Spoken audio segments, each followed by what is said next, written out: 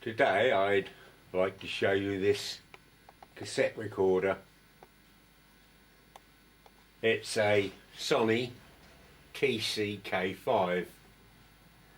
I've been listening to some music on my headphones.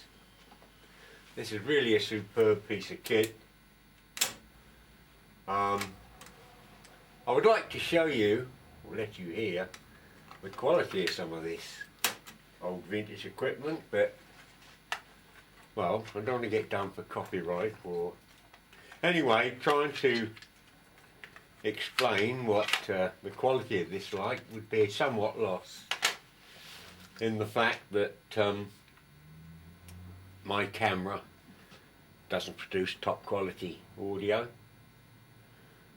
so that will degrade the quality, and then I'll upload this video to YouTube and they compress the file in order to save bandwidth, so that reduces the quality again. And I'm sure you've all got wonderful equipment, but quite a lot of you haven't, and you'll probably be listening, you download this onto a iPad, tablet, mobile phone, and we downgrade the audio again, so there's a little point. You'll either take my word for it or not. But this equipment was made in the 70s, and that was the heyday of hi-fi, if you like. It was when manufacturers built to a specific quality. They weren't constrained to producing something at a price, which is what happened 10 years later or so up until today. Great shame, but there you go. Having said that, not all vintage stuff, this is analog of course, not all vintage stuff is quality, but the big names generally are. And I think to bear in mind is in this period of time, this is very expensive. This would have probably have cost 170 quid or something like that, which was a lot of money then, and if you equate it with today's prices, with inflation, that's 750, 800 pounds worth of kit. What would you get for that today? Well, you wouldn't get this quality. There's somewhat of a resurgence in old tangible pieces of equipment like this and music on a tangible medium where you can actually hold a cassette in your hand. You can't download a cassette, you can't download vinyl, so you audiophiles will know what the heck I'm talking about, but the rest will just have to disagree or take my word for it. Anyway, I wanted this to record well, it's a drama group play actually, and I've got two microphone inputs, being a stereo cassette recorder, so I hunted out a couple of suitable microphones, and this is what this video is on about actually, microphones. One sec. Okay, well I've moved the camera up a little bit, so give me some room on the bench here. I saw one of these microphones at a car boot sale on the table. It had a couple of quid on it, and it's about this period, and it's an early form of electric condenser microphone. It's a Dastra M20, and as I say, about the 70s period as far as I can remember. Very neat, functional, lovely little microphone. But these were made before the days of phantom power and all that sort of thing, and so they had their own built-in supply in the hand, a little battery. The crackling you can hear, by the way, is my fire. It's not on this videotape. Well, it is on the tape, you know what I mean. Anyway, 2 quid, I thought, well that's good. So I had a quick look at the battery compartment, and I was shocked when I took it out. Well, this one's got a new battery in, but when I had a look in there, it was all corroded, oxide. The spring had been eaten away, and it was even getting into the handle, which is a great shame, so I left it wasn't even worth £2. But they're a lovely little microphone. Form and function, really, really nice, neat. Old hat, vintage stuff again. So, a couple of weeks back I looked on eBay and I saw this. That to tell a lie, I saw two. So I thought, well, that's good. And of course they've got proper, as in the cable, proper connections, the old 1/4 inch jack plug. So, you know, it's of my era, if you like. Anyway, they work beautifully. As you can see, I've got them, and they were on the eBay. There's only 2 bids. They were a £5 a pair. And I thought, oh well, you never know. I won't tell you what I put a bid in for you, but the next time I opened up and had a look at the website, I found I won them. I've got them by 50p over the £5, so £5.50 for the pair. How good is that? Brilliant. So I'm really chuffed with those. A matching pair. That will really do well. The only one downside, where is it? Let's find the lead. Halfway through the lead, and it did show this on the ad, so fair dues. Where is it?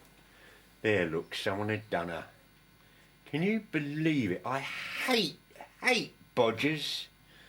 They've wrapped. I mean, there's been some damage done there, so they've wrapped a bit of tape round it. They haven't even done that properly or decently.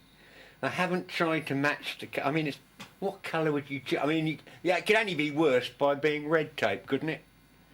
Why? Anyway, I shall take this off and solder if it's broken, and insulate with just one layer of tape, and then I shall keep it neat. Just put a piece of aluminium foil or kitchen foil around it, and then slide on a piece of heat shrink material, and then warm it.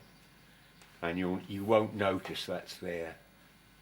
But £5.50 for a pair of those can't be bad. Okay, let's move on. I'm getting in a tangle with the long leads here, and they have got long leads. They didn't skimp in them days, did they? Just put them over there. Right, still on the subject of microphones. I've got up for grabs. Went into my shack and I found a pair of these. And they're Foster's. DF1X, 600 ohm impedance. Not quite of this period, but 2 new ones in the box. Well, 1 in each box, if I say. Comes complete with info sheet,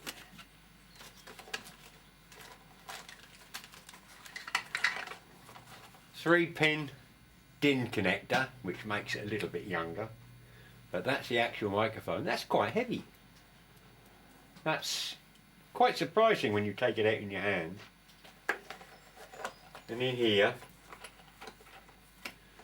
there's a mic stand or clip, so that drops in there. Okay, no problems at all. And this bit of clever thinking is an adapter for 2 different size threads at the top of the mic stand. Clever, well thought out. There's the little desk stand with a little extra weight in the bottom to give it some weight, and that sits in there. And that, of course, sits in there. So we've got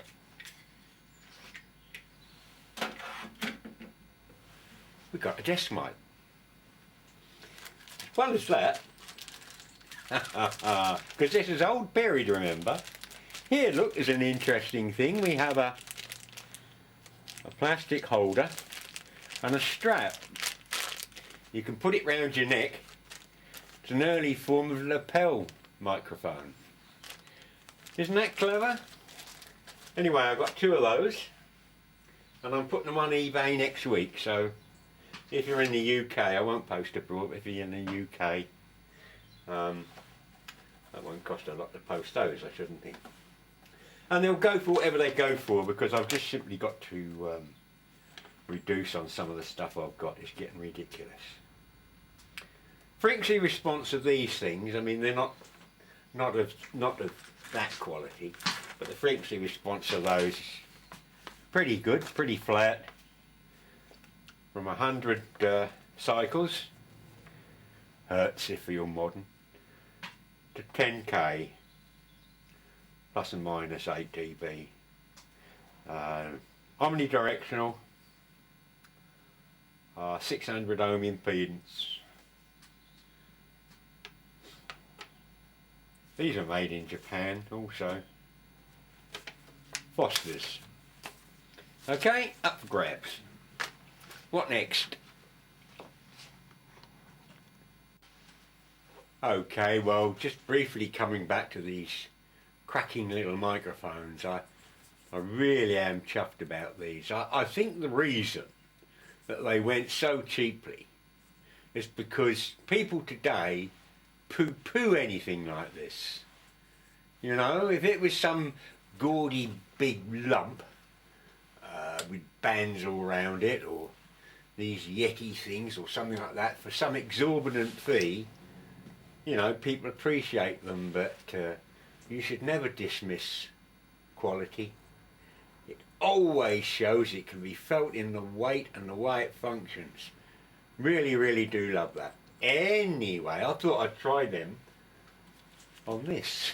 Do you remember I showed this just recently, just for a bit of fun? I'm quite impressed with this, because I'm not a lover of modern digital stuff, but I am impressed. Hey, I mean, for what it costs, it's an excellent little, it's a dictation machine, and I did show it. So I thought I'd try this microphone on this. So I had to go from that to that to go in there.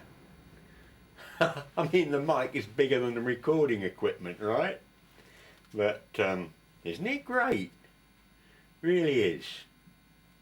Really pleased with that. Okay, well, I showed this last time, so I won't bother now.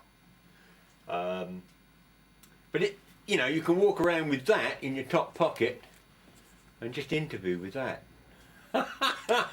How times have changed. Anyway, just as an experiment, I also bought one of those things. It's a stereo microphone, and that too will sit in there. That I will use as a backup in case we lose the script or anything gets lost while recording with that. This is quite good. This is quite good. The quality is quite excellent for the money. But even without that, I can wholeheartedly recommend one of those. I suppose people have all got recorders and things on their phones nowadays, but I don't think it quite comes up to this sort of standard. Anyway, just my thoughts on recording stuff. Bye for now.